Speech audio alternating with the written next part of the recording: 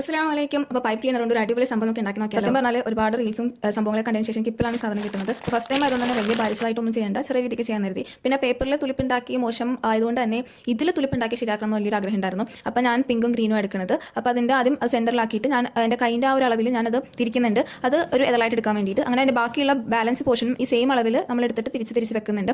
അത് കഴിഞ്ഞിട്ട് അതിൻ്റെ അവസാന റിമൈനിങ് പോർഷൻ വരും, അത് നമ്മളിപ്പോൾ ഒന്നും ചെയ്യാൻ പാടില്ല, അത് അങ്ങനെ തന്നെ വെച്ചിരിക്കണം.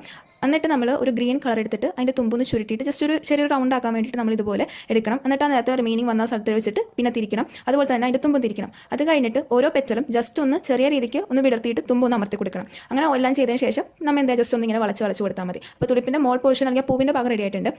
ഇനി നമ്മൾ ആ സ്റ്റെമ്മിൻ്റെ ഭാഗം എങ്ങനെ ചെയ്യണമെന്ന് വെച്ചാൽ നമ്മളൊരു അളവെടുത്തിട്ട് ജസ്റ്റ് ഒരു ഇല ഉണ്ടാക്കാൻ വേണ്ടി നമ്മൾ ആ ഒരു ഷേപ്പിൽ മടക്കുക. and ഒരു ചെറിയ പുറകിൽ അല്ലെങ്കിൽ അടിഭാഗത്ത് ഒരു 2 റൗണ്ട് ഒന്ന് കറക്കിയിട്ട് അടുത്ത ഭാഗത്തെ ഇലക്കും വേണ്ടി നമ്മൾ സെയിം രീതിക്ക് ജസ്റ്റ് ഒന്ന് ഇങ്ങനെ മടക്കി കൊടുത്താൽ മതി. എന്നിട്ട് പിന്നെ ബാക്കി പോർഷൻ എന്താ ചെയ്യുക, നമ്മളിങ്ങനെ ചുരുട്ടി കൊടുക്കുക. എന്നിട്ട് അപ്പോഴേക്കും നമ്മുടെ ഒരെണ്ണം ശരിയാക്കിയിട്ടുണ്ട്. ഞാൻ ഇതുപോലെ ബാക്കി ഉണ്ടാക്കി വെച്ചിട്ടുണ്ടായിരുന്നു. അപ്പോൾ കാണാൻ നല്ല ഭംഗിയുണ്ട്, നല്ല ക്യൂട്ടായിട്ടുണ്ട്. അപ്പോൾ ഇത് എവിടെ വെക്കുന്ന ആലോചിച്ചപ്പോഴാണ് എൻ്റെ അവിടെ പിന്നെ മൊട്ട് സൂചിക്ക് വെച്ചൊരു പെട്ടി കിട്ടിയത്. അപ്പോൾ ആ പെട്ടിക്കകത്ത് ഞാൻ സെറ്റ് ചെയ്ത് വെക്കുന്നുണ്ട്. അപ്പോൾ ശരിക്കും പറഞ്ഞാൽ നല്ല ഭംഗിയുണ്ട്, എനിക്ക് ഒത്തിരി ഇഷ്ടമായി. എന്തായാലും എൻ്റെ ഒരു ഡെസ്കിനൊക്കെ വളരെ മാച്ച് ആയിട്ടുള്ളതാണ്. അപ്പോൾ ഇഷ്ടമെങ്കിൽ ലൈക്ക് ചെയ്യുക, ഷെയർ ചെയ്യുക. അടുത്തൊരു കാണുന്നവരെ ബൈ.